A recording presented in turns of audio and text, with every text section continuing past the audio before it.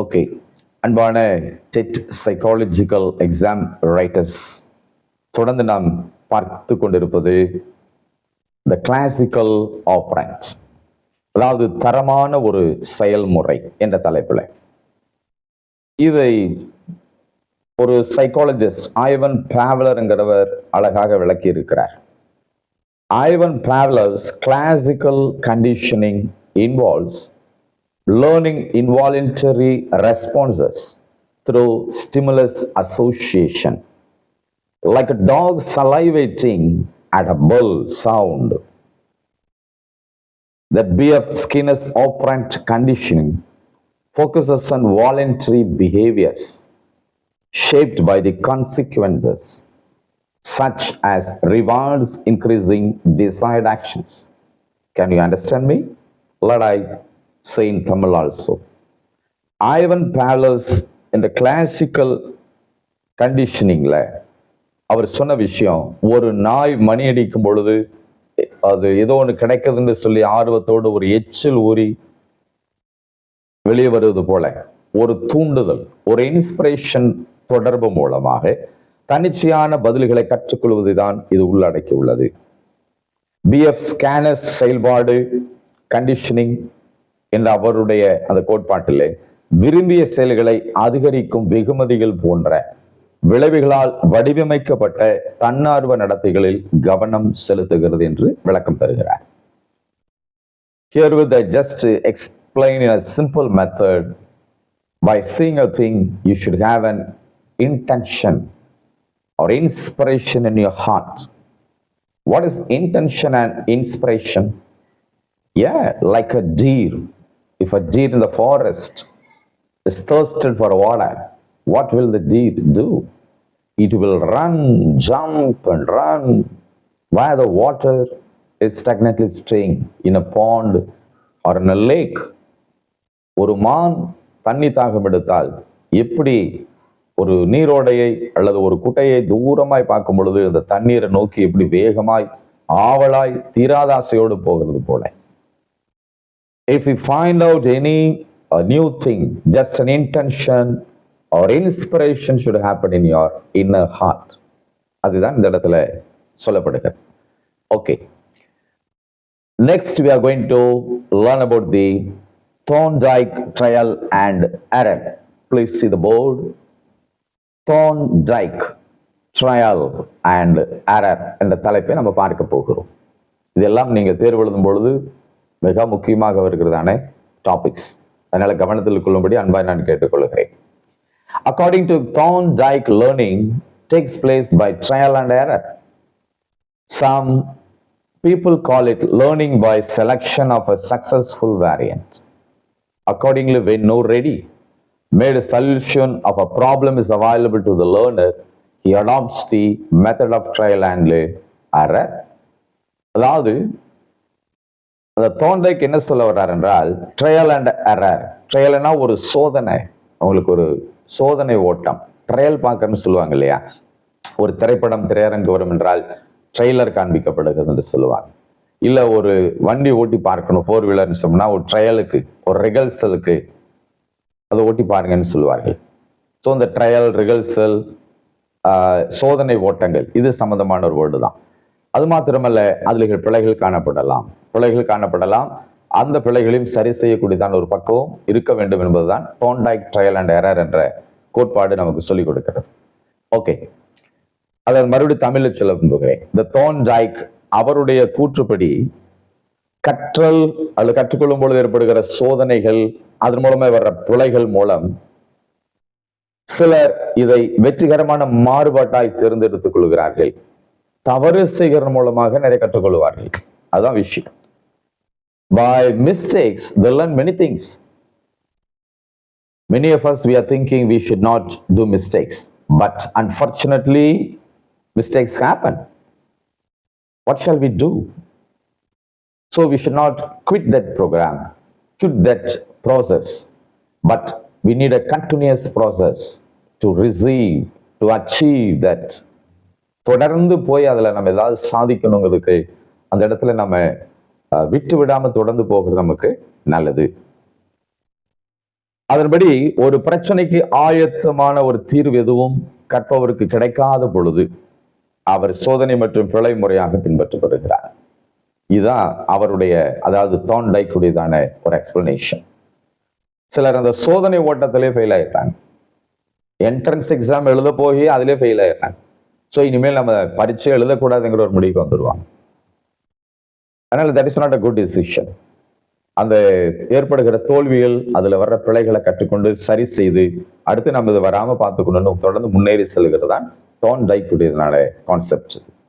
Okay, the next one, Kohler's learning by inside.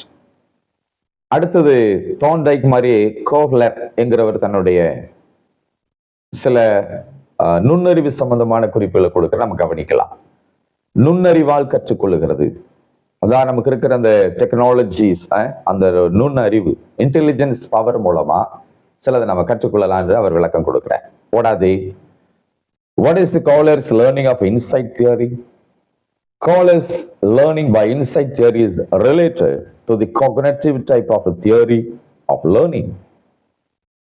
It was developed by the Gestalt psychologist. Yes, his name is a Gestalt. He's a psychologist.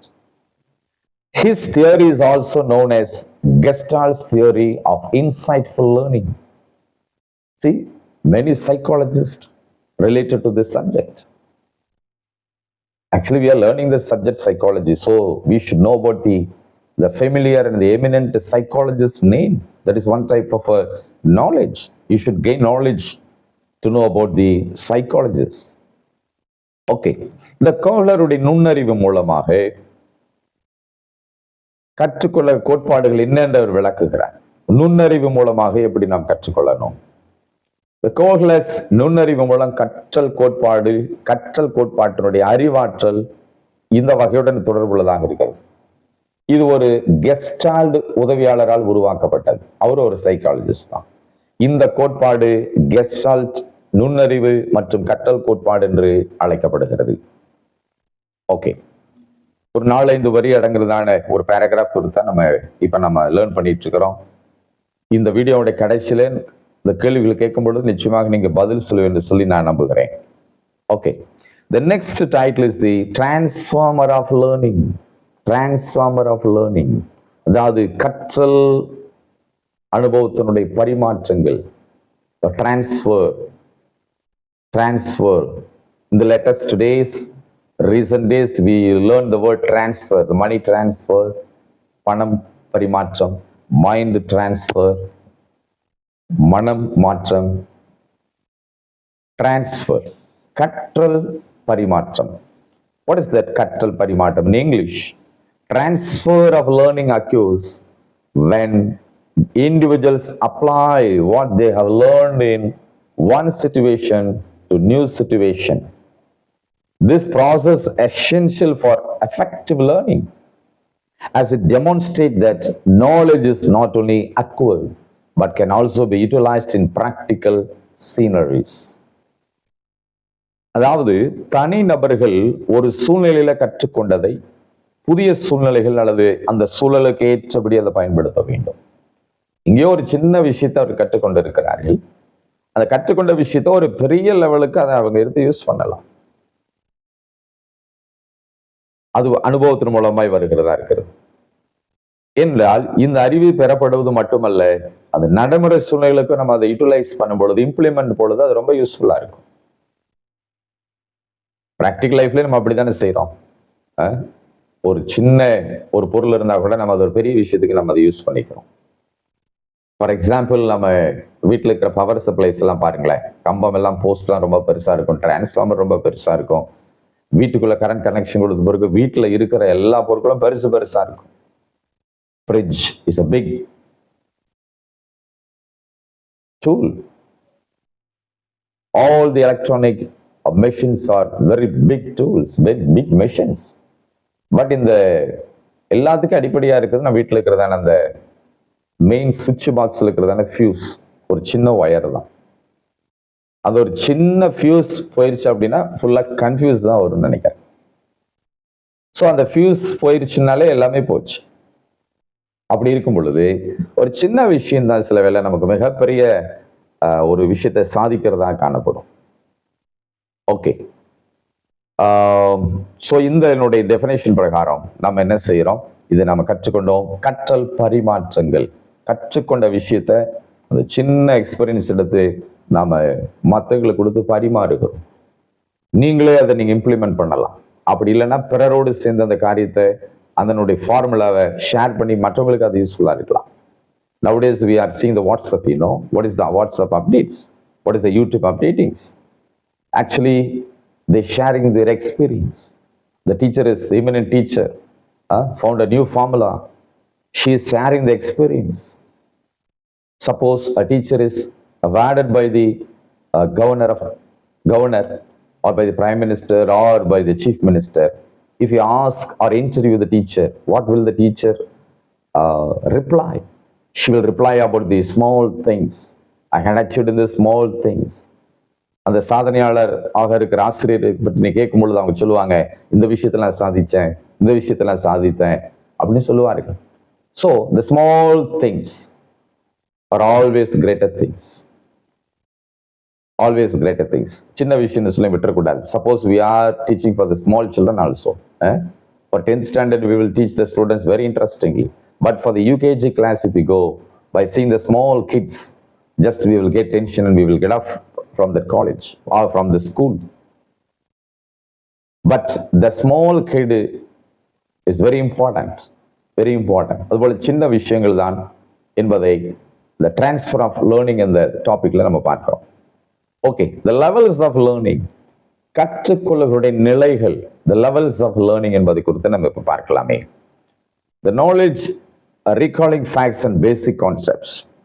அதாவது அடிப்படையான விஷயங்கள், அந்த நிலைகள் என்ன, கற்றுக்கொள்ளுகிற நிலைகளோட அடிப்படை விஷயங்கள் என்பது குறித்து நம்ம பார்க்கலாமே. The first one is knowledge, அதாவது அறிவு. Recalling facts and basic concepts. அறிவு என்ற தலைப்பில் பார்க்கும் பொழுது உண்மைகளையும் அடிப்படை கருத்துகளையும் நினைவு கூறுதல்.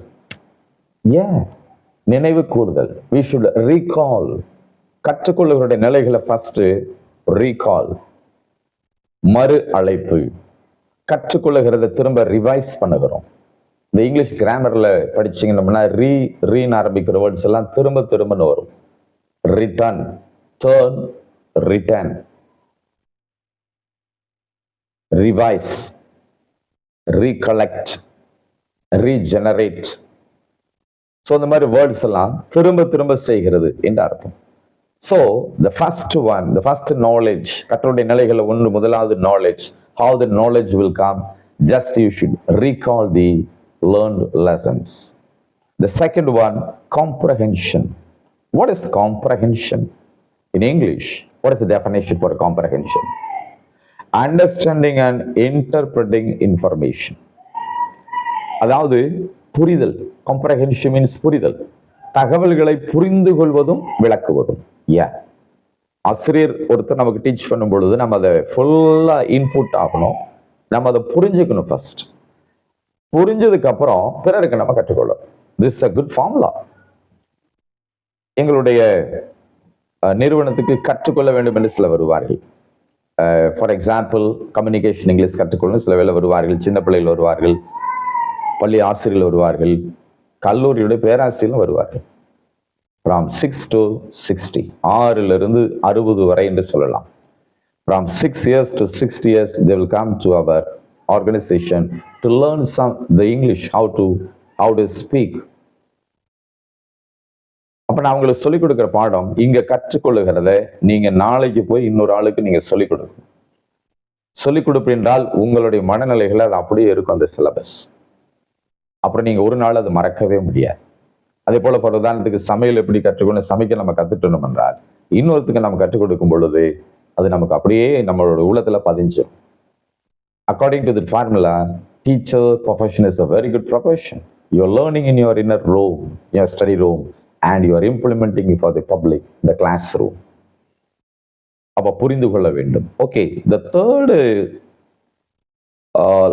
level, மூன்றாவது நிலை நாம் பார்க்கும் பொழுது application. Using knowledge in new situations. அறிவை புதிய சூழ்நிலைகளில் நம்ம அதை பயன்படுத்த வேண்டும். அப்ளிகேஷன், பயன்பாடு. அப்ளிகேஷனா ரெண்டு அர்த்தங்கள் இருக்கு. ஒன்று விண்ணப்பம், அதை அப்ளிகேஷன் சொல்லுவோம். அடுத்தது பயன்படுத்தணும், அப்ளிகபிள் சிச்சுவேஷன், பயன்படுத்தக்கூடியதான சூழ்நிலைகள்.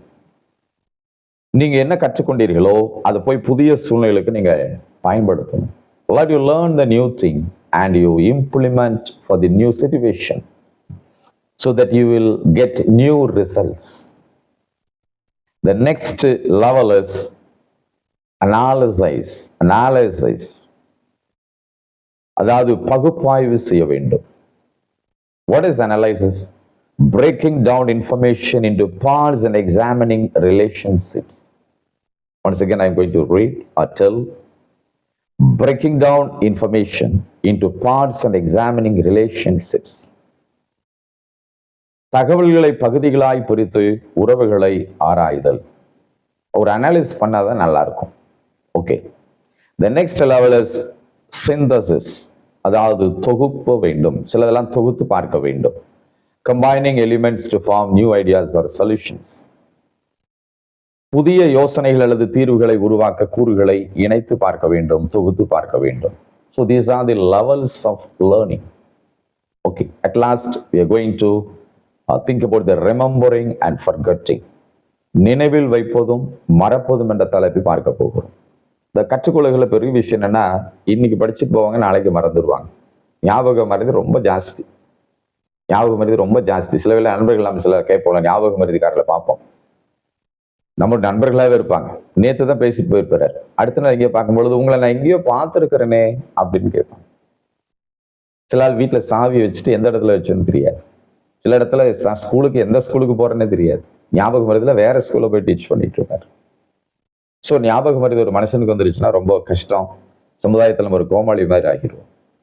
ஸோ அந்த ஃபர்கெட்டிங் பத்தி இன்னைக்கு படிக்க போறோம். ஞாபக மறதி பத்தி, தி அன்ஃபர்கெட்டபிள், மறக்க முடியாத அளவுக்கு இருக்கணும்.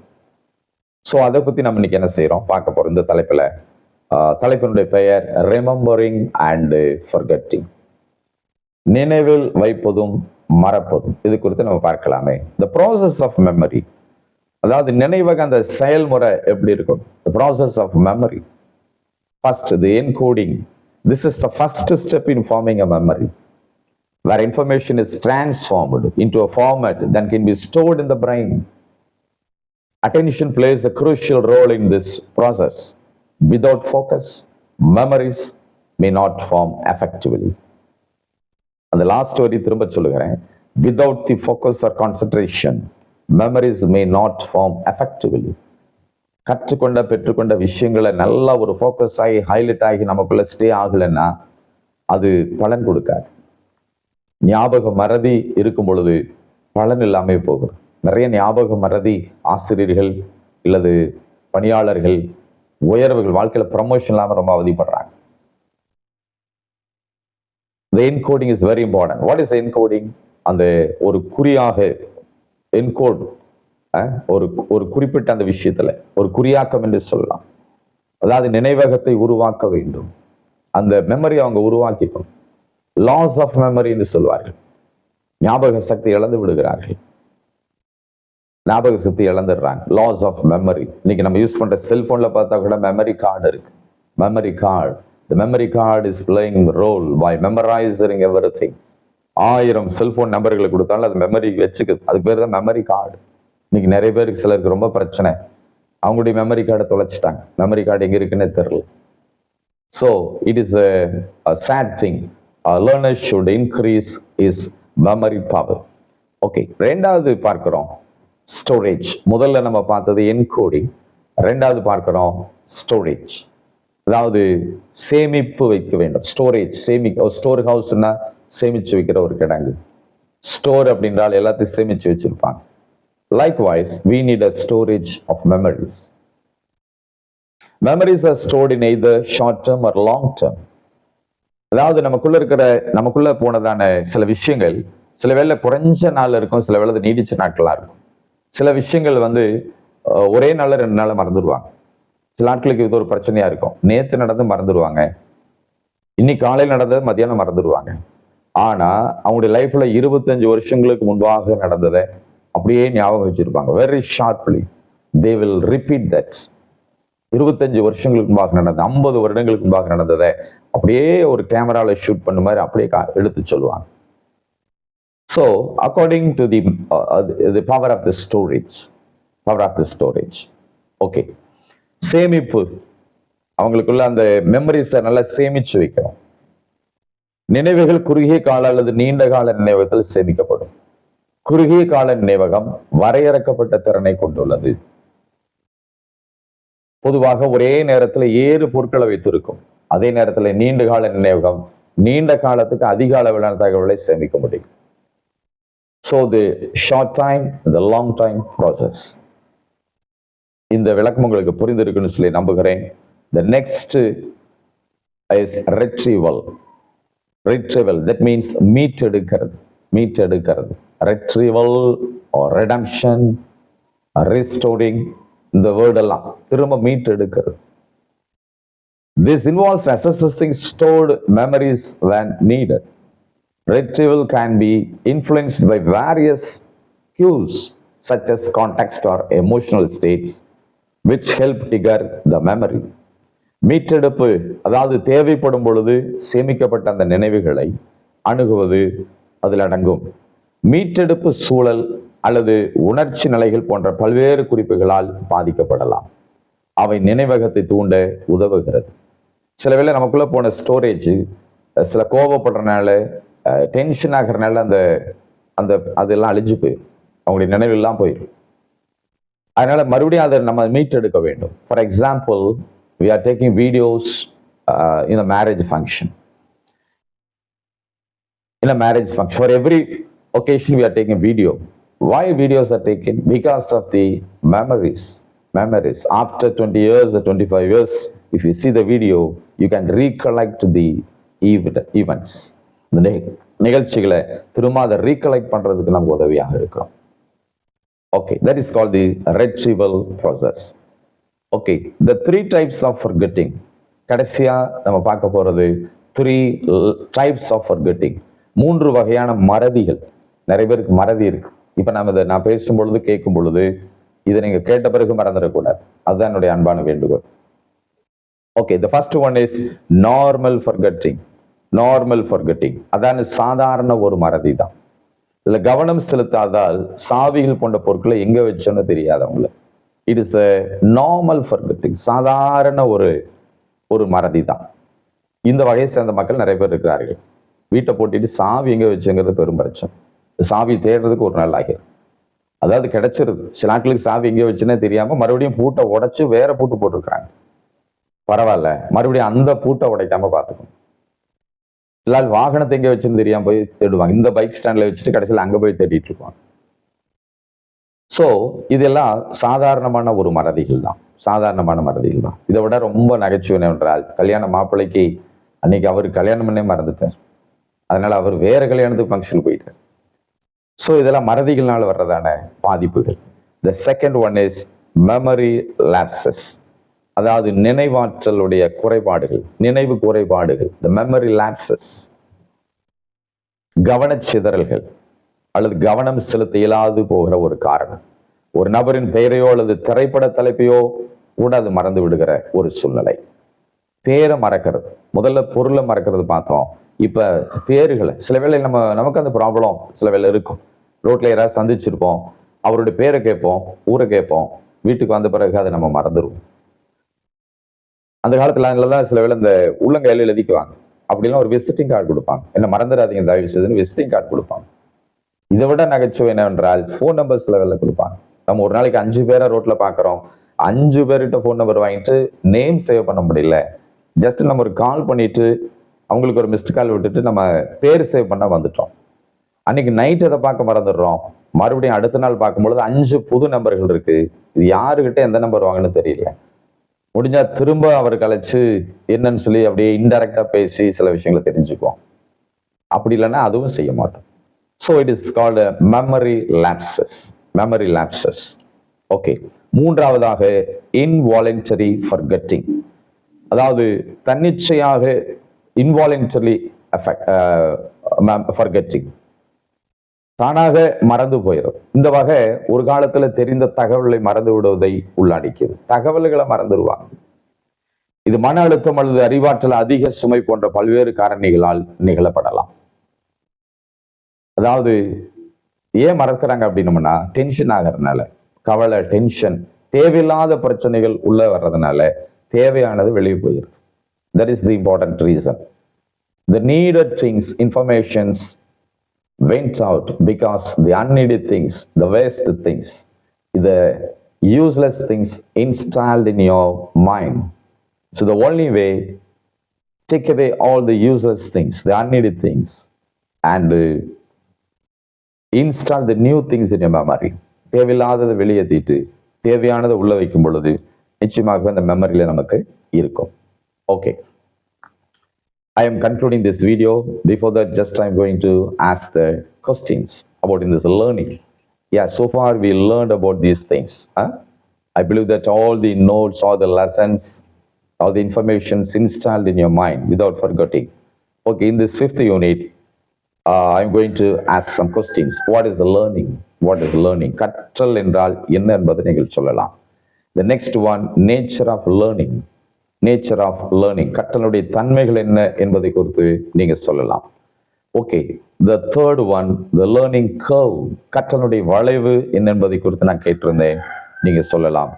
த ஃபேக்டர்ஸ் இன்ஃப்ளூயன்சிங் லேர்னிங், கற்றலை பாதிக்கும் காரணிகள் என்ன என்பதை குறித்து நீங்கள் சொல்லலாம். At last, just we are going to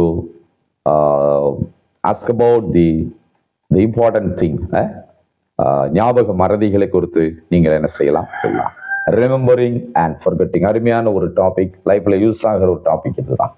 so இதெல்லாம் நீங்கள் பதில் சொல்லலாம். பார்த்து கொண்டிருக்கிற யூடியூப் சேனலுக்கு நீங்கள் சப்ஸ்கிரைப் பண்ணுங்க, லைக் பண்ணுங்க, உங்களுடைய கமெண்ட்ஸ் நீங்கள் ஷேர் பண்ணிக்கலாம். So far we learned about many things. If you are a new person for this channel, just subscribe this YouTube channel for important informations. Okay, thank you. See you in the next video.